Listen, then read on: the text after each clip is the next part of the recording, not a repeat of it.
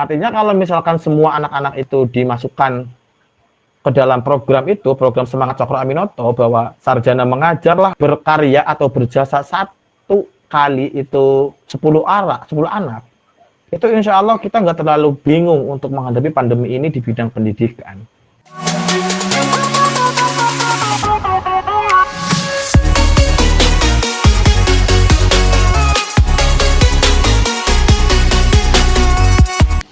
Oke, assalamualaikum warahmatullahi wabarakatuh.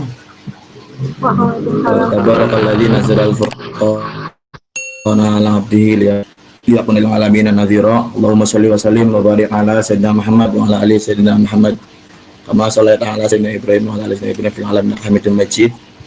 Terima kasih teman-teman lab yang udah ngajak saya diskusi. Jadi anggap aja saya ini diskusi bareng aja, nggak usah materi, nggak usah apa-apalah ya, kita mikir bareng, kita enjoy bareng siang-siang. Daripada kita PSBB nggak kemana-mana, kita nggak produktif, lebih baik kita ngabisin kuota sedikitnya, ada info yang didapat. Terus yang saya hormati teman-teman panitia, semuanya nggak bisa saya sebut satu persatu. Yang saya hormati Pak KBM tadi disebutkan, katanya ternyata KBM jadi moderator saya. Terima kasih telah persediaannya mengawali ini ya pembicaraan kita. Jadi sebelum Lebaran itu saya sama teman-teman di Jogja di pondok itu ditanya sama Yai itu. Jadi ceritanya gini, Yai itu waktu itu diminta untuk ngisi salah satu acara, itu acara TV. Acara itu sistemnya sama kayak hari ini, itu online atau ya inilah daring. Terus Yai itu saking mungkin saking hati-hatinya itu meminta ya para santrinya yang udah tua-tua, itu senior gitu, itu untuk untuk menganalisa kira-kira madorotnya atau jeleknya apa kalau misalkan diskusi lewat online gitu. Dari diskusi itu kepada santri dan para mahasiswa itu madorotnya cuma satu, yaitu khawatirnya kalau misalkan online itu jaringannya nggak kuat di saya ataupun di audiens ataupun di pemirsa, namanya monggo mau yang mana, itu nanti membuat satu konstruksi kesimpulan atau natijah itu yang beda. Sebenarnya kalau beda itu enggak apa-apa, cuman yang fatal itu kalau bedanya itu menjadi membalikkan sebuah mafhumnya, sebuah maknanya. Nah, itu. Jadi itu poinnya adalah nanti kalau misalkan ternyata di tengah jalan ada yang sekiranya terputus atau terpotong ulasannya, itu mohon dikonfirmasikan. Karena kita tahu Indonesia lagi agak sensitif, jadi apa-apa sekarang sedang lagi jadi rame, termasuk yang debat-debat orang nggak penting itu, debat ngomongin kritik lah, itu kan nggak punya kerjaan. Nah itu di salah satu kan adalah kurangnya satu frekuensi dalam sebuah pemahaman, penalarannya mungkin beda. Jadi nanti kalau misalkan ada yang terputus, baik buruk sinyalnya di saya ataupun di kalian semua, di jenengan semua, itu mohon dikonfirmasikan ke panitia. Gak usah ke saya, ke panitia, panitia yang ngadain kok, panitia yang tanggung jawab. Selanjutnya, kalau kita berbicara tentang Cokro Aminoto,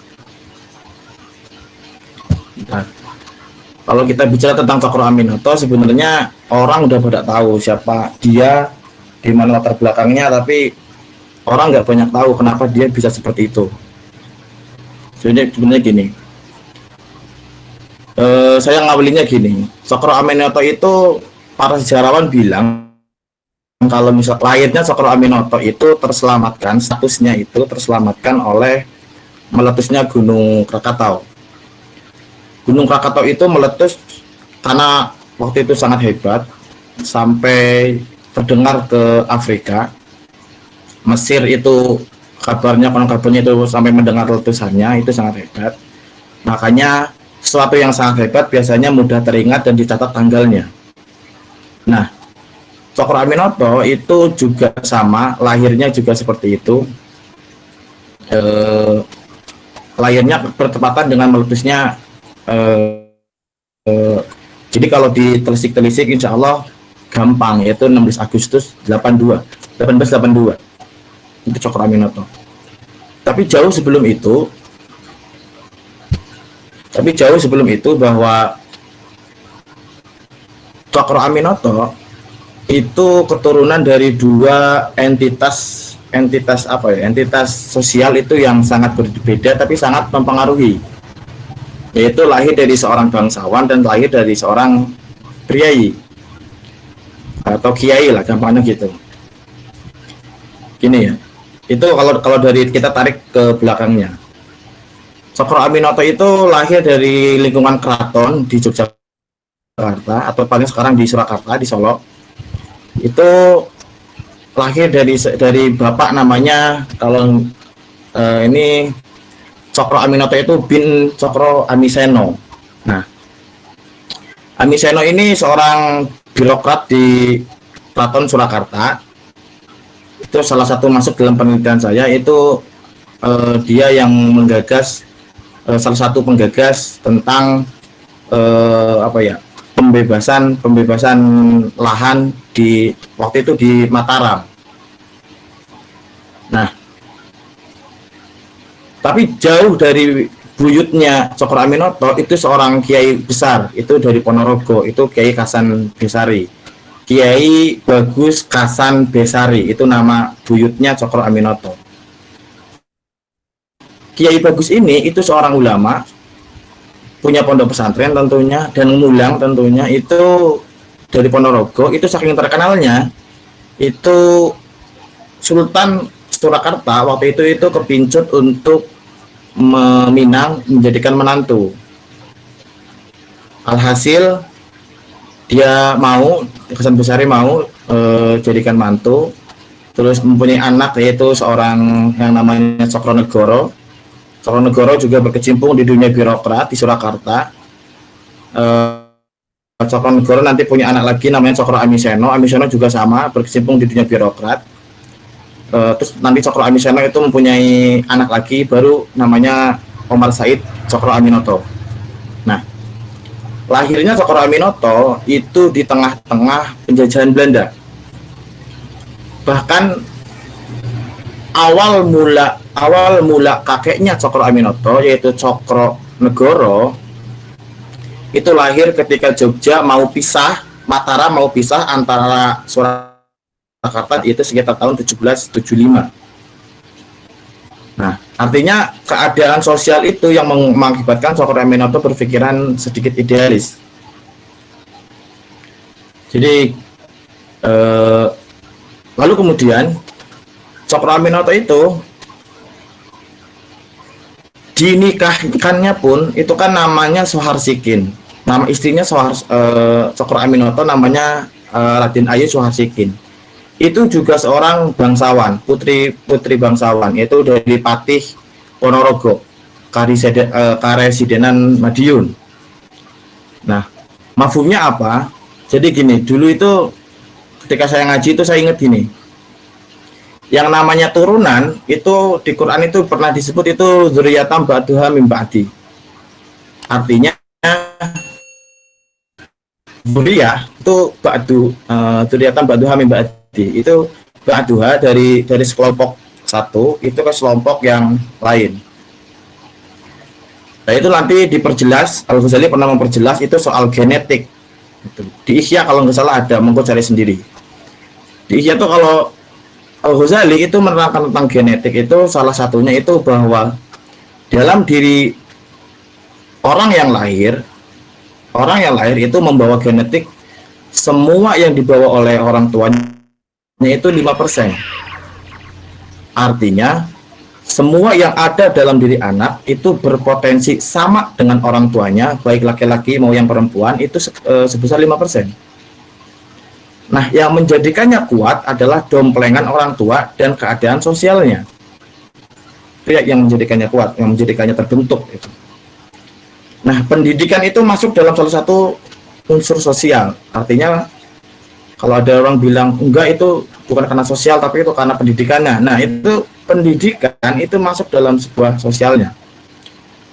Jadi kalau kita tarik ke mafhumnya Cokro Aminoto bahwa heran kalau Cokro Aminoto ternyata menjadi seorang yang idealis dan seorang yang negarawan atau yang berpengaruh di bangsa ini karena memang mbah-mbahnya, bapak-bapaknya, ibu-ibunya itu orang-orang bangsawan. Artinya semua yang ada di Cokro Aminoto itu mempunyai modal dan mempunyai dasar. Kalau kata orang Sunda itu pernah bilang dasar jeng ajar kuat dasar, ya itu mungkin agak dibenarkan oleh Islam. Itu dzurriyyatan ba'duha min ba'di. Nah, nilai untuk kita itu apa yang kita punya dari orang tua kita itu berpotensi wajib untuk diteruskan. Tentu yang baik-baik ya, karena orang tua juga ada kekurangannya itu mesti, karena orang tua juga manusia. Artinya apa yang udah punya dari orang tua, apa yang kita miliki dari orang tua itu berpotensi wajib untuk diteruskan. Seperti contoh orang tua berbuat apa itu, punya jasa apa itu, punya karya apa itu. Secara sosial kita terposisikan untuk meneruskan itu karyanya, jasanya. Perihal eksekusinya beda, caranya beda, atau hasilnya beda, itu nanti dibahas kemudian hari. Yang penting semangatnya dan tujuannya itu sama. Nah, itu yang coba dilakukan oleh Cokro Aminoto melihat bapak-bapaknya, mbah-mbahnya.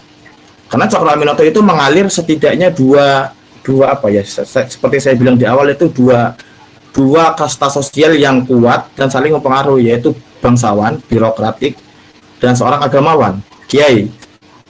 Itu dua-duanya mengalir oleh Cokro Aminoto.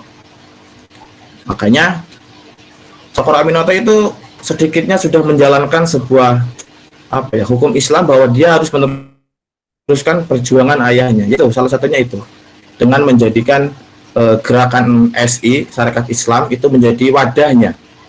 Itu soal wadah ya. Sebenarnya organisasi penting apa enggak? Yaitu jawabannya pasti penting. Karena air kalau ingin berharga ya harus diwadahin. Aqua larang ki apa? Larang ki mahal. Aqua mahal itu ya karena wadahnya, brandingnya. Ya berbagai macam lah. Coba kalau ngambil langsung di pegunungan mana gitu. Ya monggo murah, tapi jalannya susah. Artinya wadah itu menjadi merek, branding supaya kita berbuat baik itu setidaknya ada simpatik dari objek yang kita berbuat baik. Nah, itu salah satu kewajiban secara Islam yang sudah dijalankan oleh Cokro Aminoto, yaitu meneruskan jasa-jasa bapaknya. Itu Al-Qur'annya dzurriyyatan ba'duha min ba'di. Terus kalau dari perawakannya itu seingat saya itu Buya Hamka pernah menjelaskan tentang Cokro Aminoto itu sekitar 4 kriteria kalau nggak salah, itu kurus, ya berkumis, ketika muda itu kumisnya tipis, terus saya tegak tapi kurus lah, silakan bayangkan sendiri.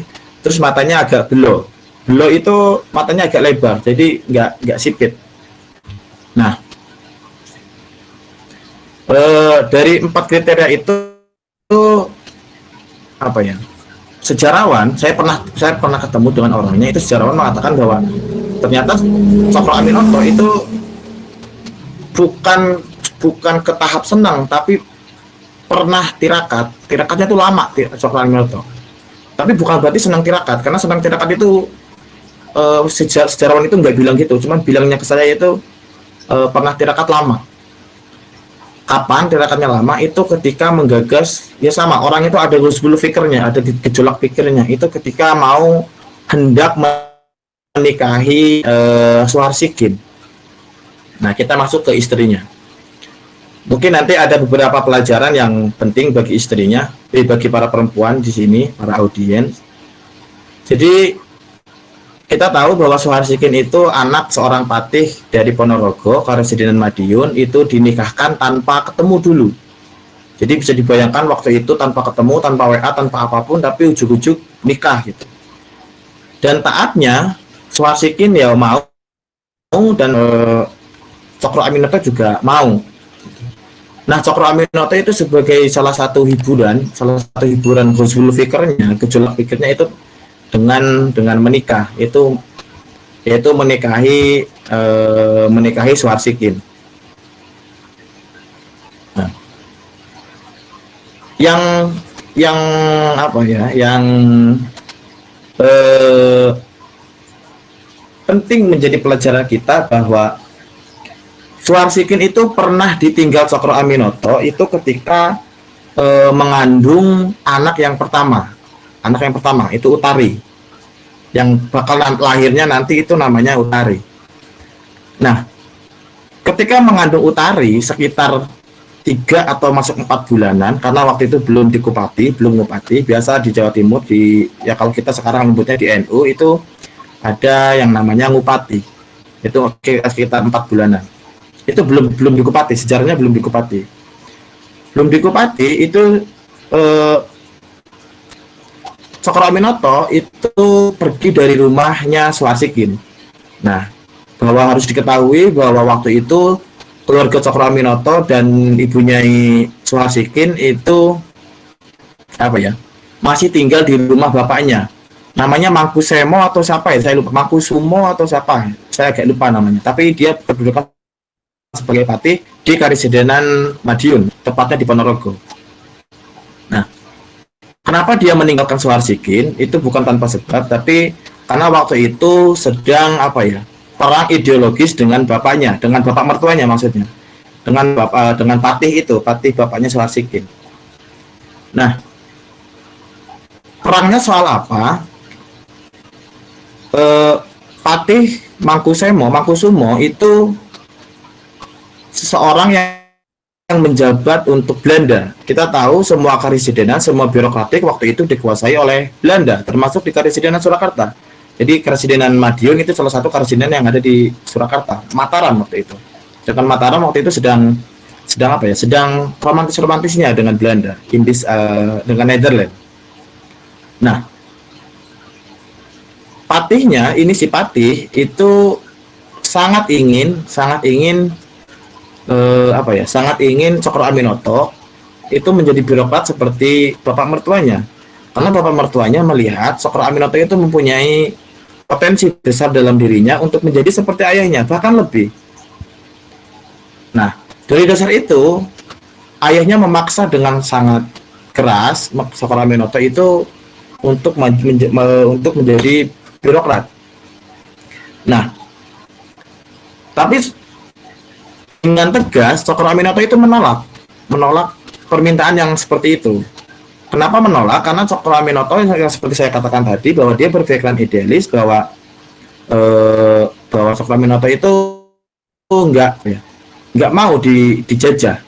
Bahkan dia ingin membebaskan penjajahan dari bumi pertiwi, dari Indonesia. Waktu itu belum ada, Indonesia itu belum ada, baru bangsa Hindia waktu itu. Nah, itulah yang menyebabkan Cokro Aminoto pergi dari rumah ayahnya, meninggalkan istrinya yang sedang sekitar 3 masuk 4 bulan. Begitu. Nah, yang menjadi pelajaran untuk para wanita adalah Suharsikin itu pernah diminta oleh ayahnya, itu patih, untuk menceraikan atau minta cerai ke Cokro Aminoto dengan alasan Cokro Aminoto bangkang ke dia, ke bapaknya, ke patih itu. Tapi jawaban Cokro Aminoto, jawaban Ibu Suharsikin waktu itu adalah ke ayahnya, tapi dengan bahasa diplomatik karena memang Suharsikin juga orang pinter. Itu kurang lebih gini, saya dinikahkan tanpa melihat, tanpa kenal pun saya taat pada ayah. Kalau sekarang ayah minta saya untuk menceraikan Cokro, Mas Cokro, nyebutnya itu Mas Cokro, yo monggo saja, silakan saja, saya turuti, tapi jangan minta saya untuk menikah lagi dengan pria setelah Cokro. Kalau cerai. Nah, Kenapa seperti itu? Kenapa dia berpandangan seperti itu? Ulama sejarawan, nah kalau ini data ini saya ngaji sendiri. Ulama sejarawan itu mandangnya gini. Setidaknya ada 4 pandangan yang menjawab bahwa siapa istri atau siapa suami dari si istri, kalau si istri di dunia ini nikahnya berkali-kali. Jadi misalkan cerai nikah. Nah, itu pertanyaannya siapa yang menjadi suaminya di akhirat kelak. Nah, jawaban itu setidaknya ada 4 di Islam itu. Yang pertama dengan suami pertamanya. Suami pertamanya itu ada di hadis ketika istrinya Abu Bakar, namanya siapa ya? Asma. Asma itu punya suami itu tapi alim tapi agak keras, agak galak, agak ringan tangan, itu suka mukul. Nah, si Asma ini dinasihati oleh Abu Bakar, kira-kira gini nih nasihatnya itu, putriku, ya Asma, ya sabar menghadapi suamimu, karena aku pernah mendengar Rasulullah pernah bersabda padaku bahwa suamimu kelak di akhirat itu yang memperoleh keperawananmu. Itu kurang lebih seperti itu. Artinya itu mafhumnya bahwa suami pertama adalah nanti yang suami pertama di dunia itu suami di akhirat. Terus yang kedua ada bilang lagi, yaitu suami terakhir. Suami terakhir itu yang menjadi jodohnya di akhirat, suaminya di akhirat. Itu juga sama, Rasulullah juga pernah melarang janda-janda Rasulullah sepeninggal beliau dilarang dinikah oleh yang lain. Itu memang itu sejarahnya ada. Terus yang ketiga itu salah satunya pandangannya itu boleh milih. Jadi misalkan pernah menikahi berapa suami itu boleh milih. Ada yang pandang seperti itu juga ada dasarnya. Terus yang keempat itu dengan suami yang paling baik. Artinya suami paling soleh, paling alim itu menjadi suami yang menjadikan si istri di akhirat. Nah, ulama sejarawan itu menyebutkan bahwa Suharsikin berpendapat seperti itu ke bapaknya itu karena Suharsikin faham tentang itu dan ingin menjadikan Cokro Aminoto itu sebagai yang pertama, yang terakhir, yang tersoleh dan pilihannya. Itu kira-kira seperti itu. Nah, itu tentang Cokro, tentang istrinya. Nah, pandangan yang seperti itu, pandangan yang yang setia, yang loyal terhadap suami, itu kalau jenengan pernah baca, kalau kalian pernah baca, itu dianut atau dipraktikkan atau diikuti itu oleh seorang bangsawan juga dari Surakarta. Itu namanya Gusti Nurul. Gusti Nurul itu orang berpendidikan. Bahkan Gusti Nurul itu pernah dilamar oleh Sultan Syahrir, nggak tanggung-tanggung. Terus pernah dilamar oleh Hamengkubuwono IX, juga nggak tanggung-tanggung. Dan pernah dilamar oleh Soekarno. Jadi tiga tokoh besar bangsa ini di kemerdekaan itu pernah melamar seorang Gusti Nurul. Dan semuanya ditolak. Kenapa? Alasannya ya karena memang nggak mau dimadu. Gusti Nurul itu nggak mau dimadu alasannya. Alasan diplomatisnya itu nggak mau dimadu. Karena kita tahu mereka semua ya Sultan Syahrir dan yang udah menikah. Nah, Gusti Nurul itu nggak mau. Dan akhirnya Gusti Nurul itu karena mengikuti jejak Suharsikin itu menikah dengan seorang laksamana atau yang pasti petinggi di TNI Angkatan Darat. Nah, sosok Suharsikin kalau pengen tahu itu lihat ya sekilasnya itu lihat Maya Estianty itu mantan suaminya Ahmad Dhani ya. Nah itu secara perawakan, secara perfisikan itu konon kabarnya mirip dia. Jadi ya, tapi kalau disimpulkan ya cukup cantik lah ya cantik lah gitu. Itu tentang istrinya. Terus sekarang tentang muridnya. Kita nggak bahas tentang muridnya, tapi kita bahas tentang imbas dari seorang yang alim dan punya murid. Karena kata salah satu ulama di Indonesia bahwa kriteria orang sukses itu ketika orang ulama sukses itu ketika punya murid yang alim dan anak yang alim. Nah, ini sambungannya gini. Ini tentang murid yang alim. Kita tahu bahwa Cokro Aminoto itu punya beberapa murid yang pernah mondok di rumahnya di Surabaya. Kenapa Cokro Aminoto itu membuka pondok, membuka kos-kosan lah gampangannya gitu. Itu karena memang waktu itu Ibu Suharsikin itu ingin membantu keuangan Cokro Aminoto itu dengan cara membuka pondokan, membuka kos-kosan. Itu yang pernah mondok itu ya kita tahu lah banyak Kartosuwiryo, Soekarno, Dr. Supomo, tokoh PKI, yang lainnya pernah banyak. Itu sekitar 12 kamar atau 20 kamar saya lupa itu. Nah, tapi poinnya adalah yang menjadikan salah satu yang menjadikan Cokro Aminoto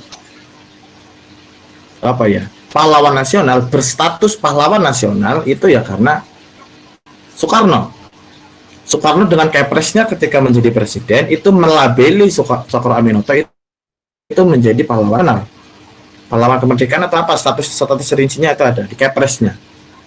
Nah, mafhumnya apa adalah bahwa ternyata kita sebagai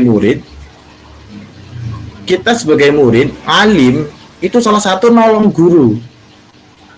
Kita pinter atau kita alim, kita berguna bagi masyarakat dan kita dipakai di masyarakat, kita berkarya di masyarakat dan berjasa di masyarakat, itu salah satu upaya nolong kita ke guru. Nah, itu poinnya.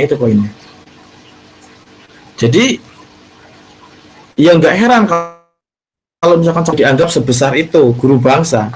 Ya karena muridnya ya juga seperti itu. Muridnya juga Kartosuwiryo aliran agamawan. Terus Soekarno juga negarawan, nasionalis, dan Semaun juga tokoh PKI. Terlepas PKI, nasionalis, dan agamawan semuanya menjadi tokoh. Artinya bahwa Cokro Aminoto itu berhasil menjadikan murid yang berguna untuk bangsanya, untuk negaranya, untuk masyarakatnya. Gitu ya. Terus terakhir, sebelum nanti kita diskusi aja tentang karyanya. Saya sebenarnya nggak terlalu setuju, tapi saya manut-manut aja. Tapi saya nggak terlalu setuju tentang ada orang ketika ingin mengabadikan jasadmu itu dengan tulisanmu, karyamu, tulisanmu. Baca gini, ketika jasadmu ingin utuh, ketika dirimu ingin utuh, maka menulislah, karena dengan menulis kamu akan utuh. Ya, saya nggak begitu setuju, tapi saya manut. Karena kenapa? Cokro Aminoto juga menulis setidaknya 4 buku yang sering dunia akademik itu baca dan kaji. Itulah Islam dan sosialisme, terus apalagi ya, reglemen, terus tafsir asas tentang SI, terus ada lagi satu lagi saya lupa. Satu lagi yang penting empat yang besar. Artinya adalah bahwa ternyata ketika menjadi seorang yang pintar, dalam diri yang pintar atau dalam diri yang banyak tahu, itu salah satu caranya itu ya memang dengan menulis, dengan mengabadikan idenya. Terus apa pentingnya ide harus diabadikan? Begini, di Lirboyo itu ada semboyan gini, cung kalau ngaji itu wajib ditulis. Jadi di Lirboyo itu kalau ngaji itu semuanya wajib dimaknani dan nggak boleh enggak. Jadi per lafaz, per kalimah itu harus mempunyai makna dan sendiri-sendiri, dan i'rabnya sendiri, mu'rabnya sendiri-sendiri. Itu harus lengkap. Filosofinya adalah semuanya itu ilmu. Penjelasan dan nuktoh yang terkecil pun itu ilmu. Makanya harus diabadikan, harus ditulis. Suatu saat otak ini kan makhluk. Otak kan salah satu makhluk, termasuk pikiran yang dalam otak itu kan makhluk. Ketika sudah lemah, kita bisa dengan mudah mengingat apa yang pernah kita. Nah, di sanalah pentingnya menulis dalam sebuah ide, menuangkan sebuah ide. Itu dari prinsip itu. Tapi kalau saya pribadi itu ada 2 cara sebenarnya, yaitu kalau enggak dengan karya ya dengan jasa. Mau yang mana? Kalau sekiranya jasamu di masyarakat nggak diterima, atau kamu kurang apa ya, kadang-kadang tuh kurang kemauan, kurang berani untuk mengawali sebuah jasa, ya cobalah dengan karya. Tentu bagi agama apa, bagi akademik ya, akademisi. Nah, kalau nggak dengan jasa, ya dengan karya, nulis monggo, atau bikin apa, sesuatu yang sekiranya bermanfaat, atau ya monggo, kan yang penting karya. Jadi kalau menurut saya itu ada dua. Kalau nggak karya ya jasa. Jangan dua-duanya, kita akademik, kita sekolah, tinggi-tinggi sekolah, mondok lama-lama, tapi pada akhirnya kita cuma menjadi apa ya, pengisi hari-hari sebagai rutinitas. Misalkan kalau seorang guru ya ajar pulang, nah, itu nilainya di mana? Kadang-kadang saya juga nanya gitu. Kalau seorang jadi apa ya, ya yang lainnya lah. Yang penting jangan menjadikan sebuah kepintaran itu hanya menjadi sebuah rutinitas. Keseharian itu menurut saya kurang apa ya, kurang menolong ilmunya dan kurang menolong gurunya sebagai murid gitu. Mungkin itu aja ya Cokro Aminoto, tentang Mbah Cokro Aminoto. Tapi yang pasti kalau ingin melihat ibunya atau istrinya Cokro Aminoto, yaitu Nyai Suharsikin, itu kita sedikitnya kita bisa lihat parasnya Maya Estianti. Mungkin gitu aja dari saya. Syukran wa juntum. Monggo disilakan maturato. Assalamualaikum warahmatullahi wabarakatuh. Assalamualaikum warahmatullahi wabarakatuh. Saya Imam Pauji dari IPAI UPI angkatan 2017. Ini mah kan tadi hanya sekedar diskusi ya. Yang Akang paparkan itu mungkin sekilas lah sejarah mengenai host Cokro Aminoto. Nah, yang saya ingin diskusikan di sini mengenai karyanya yang tentang Islam dan sosialisme. Nah, dalam pemikirannya, nah yang membuat saya masih dalam tahap memahami juga sih ini juga. Nah, kan ini paham sosialisme atau politik sosialisme yang dibawakan oleh Cokro Aminoto ini, banyak yang beranggapan bahwa ini sosialisme dari barat lah. Yang kita ketahui Marxisme ya. Nah, yang hampir sama dengan tumbuhnya aliran komunis di Indonesia. Nah, yang ingin saya tanyakan, bagaimana perbedaan antara sosialisme yang dibawakan oleh host Cokro Aminoto dengan sosialisme versi Marxisme, dan bagaimana relevansinya di Indonesia sendiri, begitu. Terima kasih. Langsung jawab. Boleh Kang, boleh. Oke. Jadi gini dulu ya. Sebenarnya kalau misalkan ini soal pemikiran lagi, kiranya bukan soal kehidupannya, karena judulnya itu kehidupan, meneladani kehidupan Cokro Aminoto. Tapi tidak apa-apa, jadi gini aja, sekilas aja gini. Saya kuliah saya di S2 juga ada yang bahas ini. Jadi yang harus diketahui adalah pemikiran terorsinil Cokro Aminoto yang berimplikasi pada negara ini, itu ada istilah Zelfbustur, itu bahasa Belanda, Zelfbustur kalau nggak salah, itu bahwa intinya itu kemerdekaan, bahwa kita harus merdeka. Nah, jangan nyambung dulu ke SI merah dan SI putih, karena SI merah SI putih nanti itu buah dari dinamika SI-nya, itu konflik internal. Tapi gini, awal muasal kenapa sosialis dibawa ke Indonesia oleh Cokro Aminoto dan dituangkan dalam bukunya itu Islam dan sosialisme, itu memang aliran sosialismenya itu harus kita akui bahwa itu nganutnya agak banyak nganut itu ke Marxisme. Marxisme yang mana itu tentang sosialisme, ya materialisme historis, materialisme historis. Apa itu materialisme historis? Bahwa secara dulunya, secara sejarahnya, bahwa yang eksis dan yang mengeksiskan itu ya sesuatu yang ada, sesuatu yang terlihat.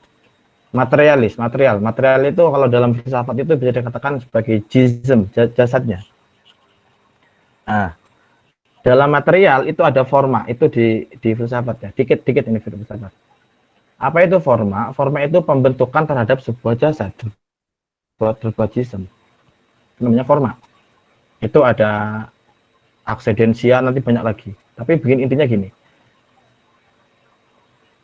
Materialis historis itu percaya bahwa yang ada dan benar-benar ada adalah sesuatu yang material, itu yang satu yang terlihat. Gitu. Sedangkan pandangan itu sangat bertolak belakang dengan apa ya? Dengan Islam, dengan nilai keislaman. Karena Islam itu tentu ada alimul ghaibi wa syahadah. Mengetahui yang ghaib dan menyaksikan atau meyakini dengan yang ghaib. Nah, Cokro Aminoto itu mencoba, kalau hari ini itu mencoba membawa paham sosialnya, bukan sosialismenya. Nah, sosialnya itu apa? Sosialnya apa yang dipentingkan oleh Cokro Aminoto, sudah saya singgung di awal, itu namanya self-buster. Itu harus memerdekakan rakyat. Maksudnya adalah bahwa semua yang kita lakukan sebagai akademisi atau sebagai agamawan atau sebagai rakyat yang ada di Indonesia itu harus menggantungkan dirinya atau meleburkan dirinya untuk sebuah karya yang itu kemerdekaan bangsa, yang tujuannya itu untuk kemerdekaan bangsa. Sosial itu kita harus berfokus pada sosial yang ada di negara ini. Tapi tidak serta-merta membawa bahwa sosialisme Marxis itu dibawa secara keseluruhan ke sini oleh Cokro Aminoto. Silakan baca di bukunya, itu memang menyinggung-nyinggung tapi nggak semuanya. Dengan tegas Cokro Aminoto bilang itu nggak semuanya. Nah, fatalnya, tentu saya bilang fatal itu sebagai subjektivitas saya karena saya Muslim. Fatalnya adalah ketika Cokro Aminoto menuliskan sebuah Islam dan sosialisme, itu mengakibatkan Semak atau tokoh PKI itu meneruskan ide itu di sisi sosialismenya, tidak diteruskan oleh sisi Islamnya. Itu fatalnya. Dan fatal yang kedua adalah Kartosuwiryo itu juga meneruskan ide Cokro itu sisi Islamnya, tidak dengan sosialnya. Nah, akibat dari dua itu Kartosuwiryo itu menggagas sebuah gerakan yang namanya TI, itu Kartosuwiryo, lalu Semaun itu menggagas sosialnya itu dengan mendirikan partai, itu Partai Komunis Indonesia. Nah, itu sesuai dengan jalan atau sesuai dengan saran-saran Rasulullah, saran-saran keagamaan keislaman itu harus tentang uswah, tentang contoh. Rasulullah yang sebaik itu pun umatnya banyak yang ngabluwing, gitu ya. Nah, itu tentang itunya. Ini Cokro Aminoto berani nulis tentang Islam dan sosialismenya, ya nggak salah kalau misalkan muridnya, umatnya, ya ada yang menuliskan tentang sosialismenya saja dan ada yang menuliskan tentang Islamnya saja. Di sejarah juga banyak yang kayak gitu. Artinya itu bukan disebabkan oleh pemimpin, tapi mungkin kekurang pahaman tentang ide dan ide dari seorang pemimpin. Saya kasih contoh ya, saya kasih sekian riwayat tuh gini misalkan. Kalau kalian sering baca Quran atau minimalnya kalian kenal Quran, itu di Quran tuh ada ayatnya saya lupa ya. Tapi gini intinya gini. Kaum Bani Israel itu pernah meminta ke Nabi Musa itu untuk melihat Allah itu secara jahron, terang-terangan. Itu dulu pernah.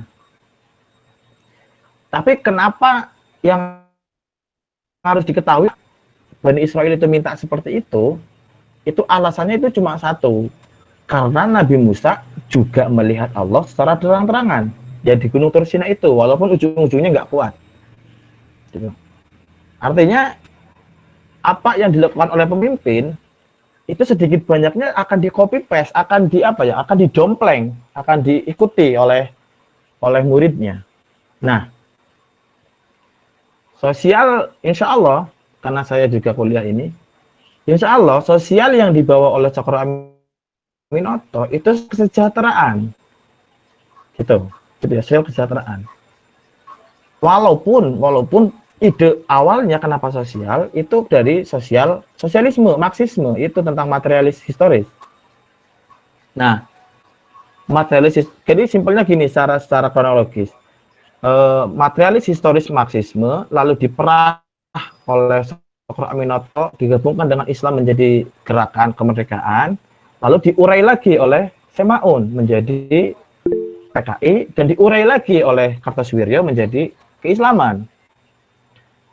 Bahkan banyak yang mengatakan bahwa awal-awal kemerdekaan Soekarno, Semaun dengan Kartosuwiryo itu sempat berebut ide tentang negara ini, tentang negara Indonesia, mau bentuknya seperti apa, haluannya yang mana.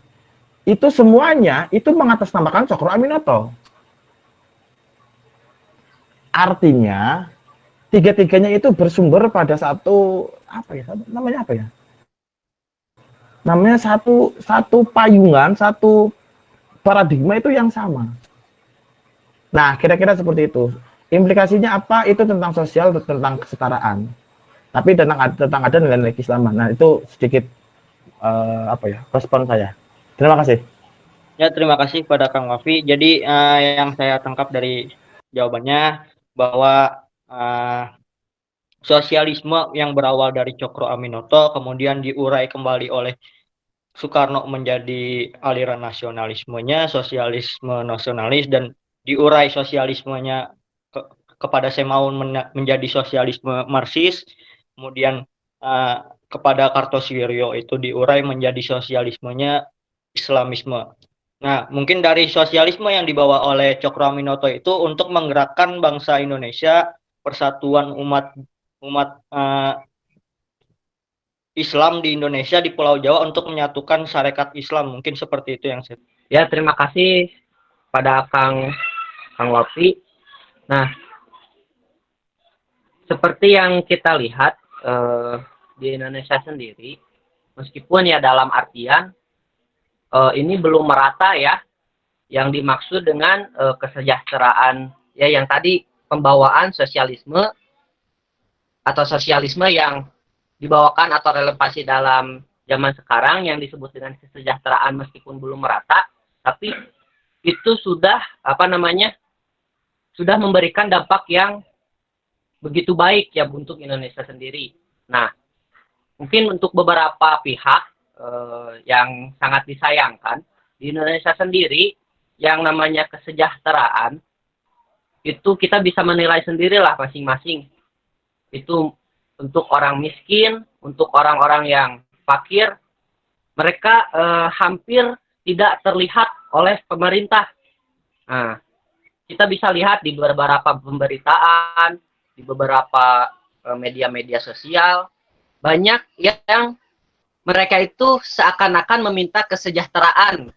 Nah, mungkin kita sebagai mahasiswa, agent of change ya, selayaknya bukan hanya dalam, tadi kata Kang Wapi, kita membuat karya untuk memajukan bangsa. Nah, bukan hanya di sananya saja mungkin, tapi kita juga harus bisa melihat, nah, jadi mengaplikasikan yang namanya sosialisme yang dibawakan Cokro Aminoto ini untuk kesejahteraan bangsa maupun masyarakat secara individu. Terima kasih. Oke, bentar, sekian dari saya. Assalamualaikum warahmatullahi wabarakatuh. Terima kasih Kang Wapi. Selanjutnya ada pertanyaan selanjutnya dari Kang Ahmad Fauzi ya, yaitu pertanyaannya, bagaimana pengajaran yang diberikan Haji Umar Said Cokro Aminoto sehingga bisa melahirkan murid-murid yang berbeda paham? Seperti itu, Kang Wafi. Terdengar jelas pertanyaan kedua ini? Oke, jadi intinya kan kenapa bisa beda-beda haluan. Jadi gini, waktu itu Cokro Aminoto itu seorang guru, ya idealisme, tentu memiliki sebuah prinsip hidup, dan tentu juga memiliki cara untuk mengejawantahkan, mengaplikasikan, dan mewujudkan sebuah idealismenya. Nah, kenapa bisa beda-beda? Karena memang dari awalnya Cokro Aminoto itu mengajarkan semua nilai. Jadi nggak doktrinasi dan nggak dogmatis. Itu kalian bisa baca di bukunya. Ini yang tentang buku ya karangan Cokro Aminoto itu yang membahas tentang asas ini, asas SI. Itu memang tidak dogmatis dan tidak mengharuskan murid-muridnya semuanya itu yang 12 itu termasuk Dr. Supomo itu untuk mengikuti dirinya secara utuh. Oke, kamu ikut saya, ikut seperti ini. Itu enggak, itu namanya doktrinasi. Itu enggak, tapi memang benar-benar diajarkan semuanya, seluk-beluknya, dasar-dasarnya, dari mana filosofinya, dari mana asal usulnya, dan dari mana implikasi-implikasinya. Nah, terlepas Semaun itu ngambil jalur PKI dan Kartosuwiryo ngambil jalur Islam, lalu Soekarno mengambil jalur nasionalis, itu pilihan mereka. Misal gini, gampangnya gini. Di perkuliahan itu setidaknya ada apa ya? Ada dua mazhab yang dijalankan, ada dua mazhab Islam ya maksudnya ya, bukan mazhab filsafat. Dua mazhab Islam yang dijalankan di perkuliahan sehari-hari itu. Yang pertama itu gini, ini gampang saja tentang aurat. Aurat di luar sholat. Nah, ini dengarkan baik-baik. Ini kalau salah jangan nyalain saya. Aurat di luar sholat menurut Syafi'i itu hanya dua. Di luar sholat, menurut Syafi'i, aurat di luar sholat itu semuanya aurat. Semuanya loh ya. Oke, semuanya. Nah, di dalam sholat, menurut Syafi'i, itu kecuali wajah dan efek-efek tangan dua ini. Itu bukan aurat. Itu menurut Syafi'i. Oke ya. Menurut Hambali, itu wajah itu, aurat itu ya sama seperti itu, tapi nggak saklek. Artinya, ya monggo. Kalau kata Hambali, aurat itu yang sekiranya mengundang sesuatu yang madoroti secara signifikan, itu harus wajib ditutup. Ketika tidak, ya enggak apa-apa. Gitu ya. Praktiknya, problemnya di Indonesia, mayoritas Syafi'i. Termasuk yang nanya, itu insya Allah saya yakinnya itu Syafi'i ya. Secara praktik dan secara ikrarnya, itu Syafi'i ya. Tapi ketika melihat ibunya ya insya Allah secara aurat itu walaupun ikrarnya Syafi'iyah, praktiknya juga Hambali ya.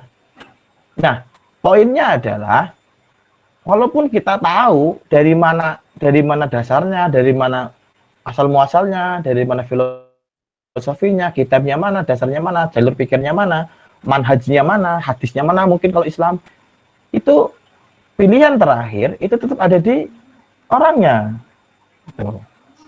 Nah, garis merah dari ya pemaparan saya. Bentar, ini ada ponaan saya. Kenapa? Nah, kita lanjut ya. Kenapa garis besarnya adalah bahwa setiap pilihan dari tindakan yang kita lakukan itu kita masing-masing yang milih. Asalkan manhajnya ada. Nggak cuma ikut-ikutan. Tapi selagi belum tahu, selagi belum paham secara utuh, secara koheren, itu juga ada caranya, yaitu untuk mengikutinya. Untuk tetap ikut guru. Selagi belum paham. Tapi posisinya adalah Soekarno Kartosuwiryo dan Semaun itu semuanya sudah memiliki prinsip-prinsip yang sama dengan nilai apa ya? Ladang garapnya beda-beda. Jadi Semaun kenapa menjadi PKI itu nggak serta merta karena Kartosuwiryo, itu enggak. Itu karena memang Semaun itu belajar dan diskusi dengan orang Belanda yang haluannya itu komunis. Bahkan itu Semaun itu sebelum mendirikan PKI itu ada partai itu namanya Partai PDI kalau nggak salah, PDI. Tapi bukan PDI yang sekarang ya, bukan PDI yang sekarang ikutan, itu bukan. Tapi partai itu bahasanya bahasa Belanda. Nah, itu haluannya itu memang komunis. Lalu PDI itu oleh Semaun dibawa ke Indonesia, dibahasakan oleh Indonesia menjadi PKI, Partai Komunis Indonesia.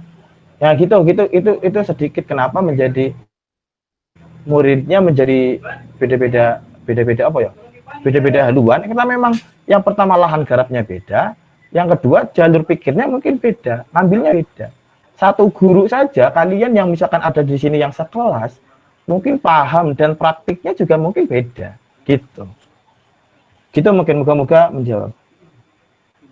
Monggo. Ya, terima kasih kepada Kang Wafi atas jawabannya. Jadi sesuai dari tadi jawaban yang dijelaskan oleh Kang Wafi, bahwa pengajaran yang dilakukan oleh Haji Umar Said Cokroaminoto kepada murid-muridnya yaitu tidak melalui doktrinisasi, tetapi melalui dasar ilmu, kemudian murid-muridnya lah yang memilih jalan hidupnya masing-masing atau pola pemikirannya masing-masing. Pertanyaan dari saya yaitu, yang kita ketahui bahwa perlawanan bangsa Indonesia terhadap Belanda itu ada beberapa fase gitu ya, Kang. Fase pertama itu melalui peperangan, yang dimana diakhiri di peperangan di Penogoro yang paling besarnya itu ya, Kang. Itu perlawanan bangsa Indonesia. Kemudian setelah masuk ke abad 19 itu munculnya politik etis dari Belanda, kemudian Indonesia itu merubah strategi perlawanannya kepada Belanda yaitu melalui jalur non kooperatif, di mana yang dahulu dengan jalur kooperatif. Dahulu itu peperangan melalui jalur non kooperatif. Jadi mengapa Indonesia merubah strategi dari non kooperatif menjadi jalur strategi kooperatif? Mungkin seperti itu.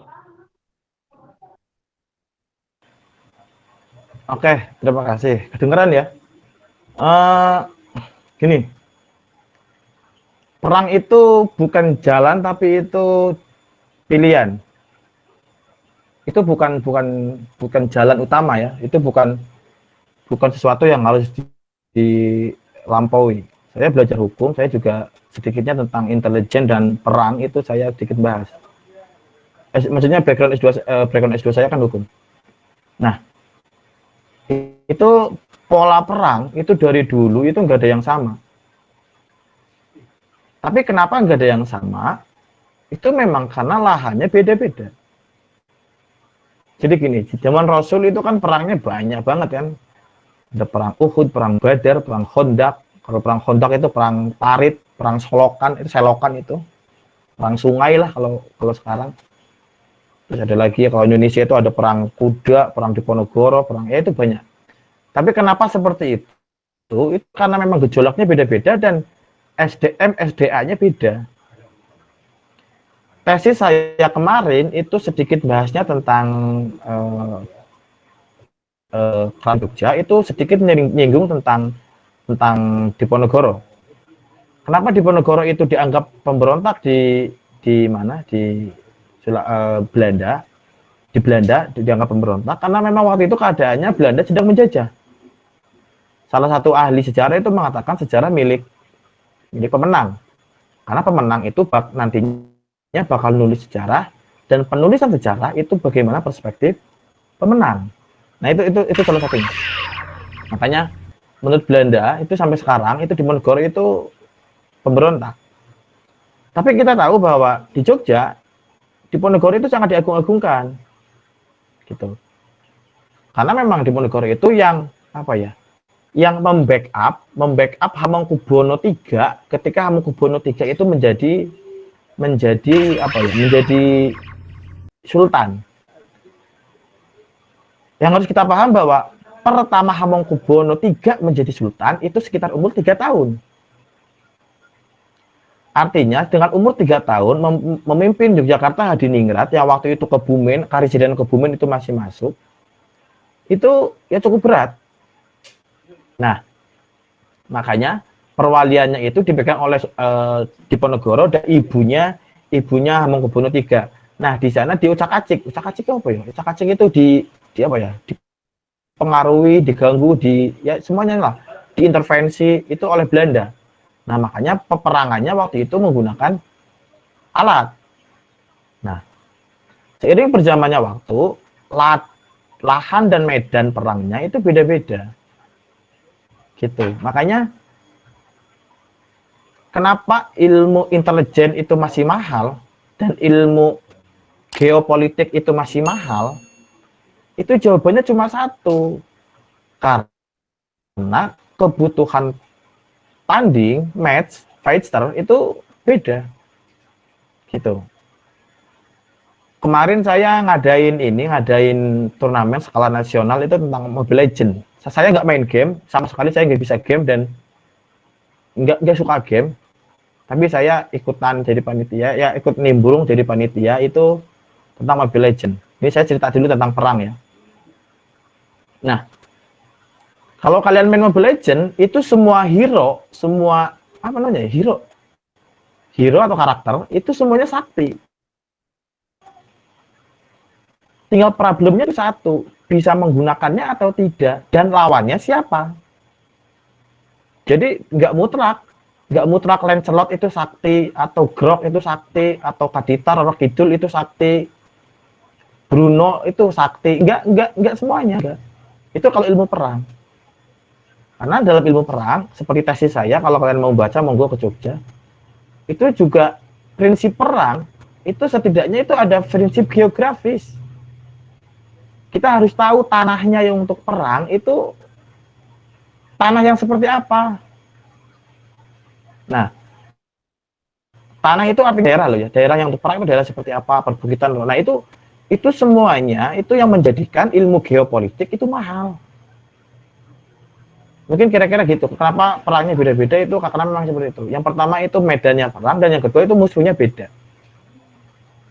Gitu dari saya. Moga-moga aja. Oh ya, terima kasih Kang.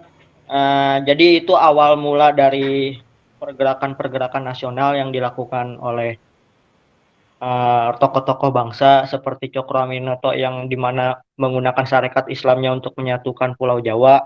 Kemudian ada Budi Utomo dan juga organisasi-organisasi lainnya yang bersifat diplomatik dengan Belanda, mengandalkan kooperatif dengan Belanda. Mungkin itu dari saya sudah cukupkan. Mungkin Akang bisa menyampaikan closing statement-nya. Ya masih berkaitan dengan Cokro Aminoto sebagai closing saya bahwa kita tahu bahwa Cokro Aminoto itu pernah menjadi seorang jurnalis. Nah, di sanalah kemampuan untuk menulis dan menuangkan ide tanpa mengedepankan emosional itu diasah. Saya kasih contoh dulu ya, ini barangkali ini butuh bagi anak-anak yang menulis skripsi, ini gini. Antara nulis, ide, dan penulisan, itu gini. Misalkan si A itu perempuan. Ya, perempuan itu ya, maaf, ini maaf sekali. Itu ya mungkin hitam jelek lah, misalkan, misal. Atau ya janganlah perempuan lah, laki-laki. Misalkan laki-laki itu hitam jelek misalkan, itu kan fakta, itu fakta sosial misalkan. Kalau mau nulis itu harus menggunakan penulisan. Contohnya gini, bedanya nulis dengan penulisan. Kalau kamu nulis bahwa si A hitam dan jelek, itu namanya nulis, dan itu nggak ilmiah. Nah, sedangkan penulisan itu menjabarkan sebuah fakta itu tanpa sarkasme, nggak pakai sarkas-sarkasan gitu. Misalkan seorang terlihat tidak putih diakibatkan oleh sangat matahari yang apa bla bla bla bla, mengakibatkan seorang tersebut terlihat kurang menarik karena apa bla bla bla bla bla. Artinya tidak ada kata-kata jelek, itu kata-kata apa. Nah, di sanalah yang ketika kerja itulah Cokro Aminoto terasah. Jadi waktu awal-awal nulis, Cokro Aminoto juga penulisannya juga sarkasme, jadi langsung to the point, langsung hantam-hantam gitu terhadap Belanda perlawanannya. Itu yang mengakibatkan itu jurnalismenya Cokro Aminoto itu sempat dilarang. Tapi kemudian Cokro Aminoto itu memperbaiki cara menulisnya itu dengan penulisan itu yang lebih halus, tapi idenya sama. Sarkasmenya itu dibungkus secara lembut. Kenapa butuh seperti itu? Karena itu terkesan munafik, menutup-nutupi barang yang hak. Itu bukan soal munafiknya, tapi soal kepentingannya. Lawan kita seperti apa, kebutuhan kita seperti apa, dan memang yang sarkas itu nggak baik lah. Gitu, itu Cokro Aminoto. Nah, tentang jurnalnya yang berkaitan dengan masa hari ini, pandemi corona hari ini, dan juga ini sedang saya gagas, itu tentang judulnya itu, bentar saya buka dulu datanya. Itu tentang judulnya itu Muslim National Otherwise. Muslim National Otherwise itu jurnal tulisan Cokro Aminoto, itu tentang pendidikan. Itu tentang pendidikan itu. Yang isinya, intinya tuh gini. Kalau para sarjana atau para ahli atau para orang-orang yang bisa itu mengadakan sekolah masing-masing di daerahnya masing-masing, itu nggak perlu menggantungkan masa depan bangsa ke pemerintah, ke negara ataupun ke birokrat. Itu inti jurnalnya. Ya, monggo lah bisa dibaca sendiri. Dan kaitannya dengan masa pandemi adalah di Jawa Barat itu kabar itu sekolah mau akan baru dibuka itu sekitar Januari 2021. Di Jawa Tengah menunggu kabar, Jawa Timur nunggu kabar pandemi ini nyusut. Sedangkan di Indonesia itu kalau menggunakan tabel itu Indonesia masih cukup tinggi penambahannya sekitar 800-an masih tetap nambah tiap harinya. Tapi yang semangat Cokro Aminoto itu adalah yang berkaitan dengan hari ini adalah gimana kalau misalkan para sarjana, itu kalian-kalian, itu di rumah kalian masing-masing, itu memegang atau nggarap, atau apa ya namanya, mengurusi setidaknya 10 siswa. 10 siswa yang berada di dekat kalian. Nggak perlu banyak-banyak, 10 saja. Misalkan yang SMP, ya udah SMP semua. Yang SD semua. Materinya apa? Ya kealaman. Materi tentang kealaman. Apa itu virus, apa itu pandemi, apa itu cara cuci tangan. Ya gampang-gampang lah. Artinya, kita kan hari ini seakan kalau bahasa Sunda itu simalakama, serba salah. Kalau sekolah dimasukkan, ya penyebaran takut makin tinggi. Tapi kalau sekolah makin lama tidak dimasukkan, anak-anak makin berhenti mikirnya. Bukan malah tambah pinter, tapi tambah pinter main game itu anak-anak. Artinya kalau misalkan semua anak-anak itu dimasukkan ke dalam program Semangat Cokro Aminoto, bahwa sarjana mengajar lah atau apa namanya, yang pasti itu satu sarjana itu berkarya atau berjasa satu kali itu 10 anak. Itu insya Allah kita nggak terlalu bingung untuk menghadapi pandemi ini di bidang pendidikan.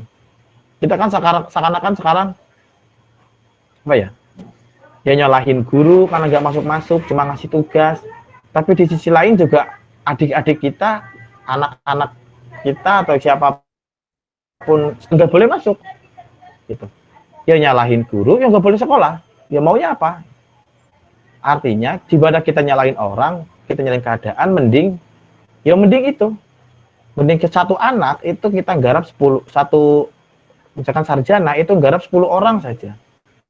Itu saya baca itu di semakannya Cokro Aminoto, jurnalnya namanya Muslim National Otherwise.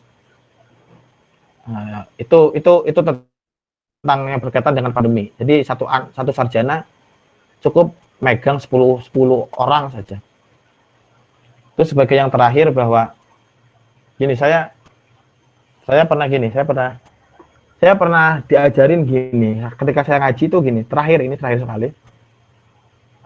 Rasulullah tuh pernah ngendikan gini, kullu min umati mu'afan. Jadi semua umatku itu nanti bakal disepuro, bakal mu'afan, bakal dimaafkan oleh Allah tentunya. Semua umatku nanti bakal diampuni dosa-dosanya. Illal mujahiri. Apa ya? Illal mujahiri itu kecuali orang-orang yang berterus terang atau bercerita tentang dosanya di masa lalu atau dosa yang pernah dilakukan. Ya saya pernah mikir kok kenapa seperti itu, kan jujur itu kan salah satu aspek yang baik di agama. Tapi kok jujur terkesan nggak boleh, terkesan malah nggak diampuni dosanya. Karena filosofinya tuh gini, kita tahu bahwa kriteria aib itu pasti disembunyikan, baik dari penglihatan maupun dari informasi. Sisi keotakan, sisi nalar itu pasti disembunyikan. Itu aib. Ketika bukan aib, pasti boleh ataupun setidaknya memperkenankan untuk diceritakan. Nah, ketika kejelekan itu diceritakan, itu menganggap dia bukan aib. Artinya itu bukan bukan satu tatanan sosial yang bermasalah. Nah, di sana dosanya. Artinya saran saya bagi para ini hadirin sekalian, termasuk saya sendiri, bahwa kita punya masa lalu, tentu pasti punya. Tapi yang pasti kita pendam masa lalu, kita tunggu karya kalian masing-masing, jasa kalian masing-masing. Itu aja dari saya. Terima kasih atas waktunya. Mohon maaf kalau kurang kena atau kurang pas. Ya, saya takutnya seperti di awal, takut jaringan saya yang bermasalah atau jaringan jenengan kalian yang bermasalah. Tapi itulah kekurangan kalau misalkan online. Terima kasih atas waktunya. Khotimul bidunga wallahul muwaffiq ila aqwamit thoriq. Wassalamualaikum warahmatullahi wabarakatuh. Waalaikumsalam warahmatullahi wabarakatuh. Terima kasih kepada Kang Abdurrahim Al-Wafi yang telah menyampaikan pematerian dan diskusi pada siang hari ini. Semoga itu menjadi bekal kita mendapatkan ilmu dari yang kita diskusikan. Dan semoga Kang Wafi selalu diberikan kesehatan di sana ya Kang, dan dilancarkan segala urusannya.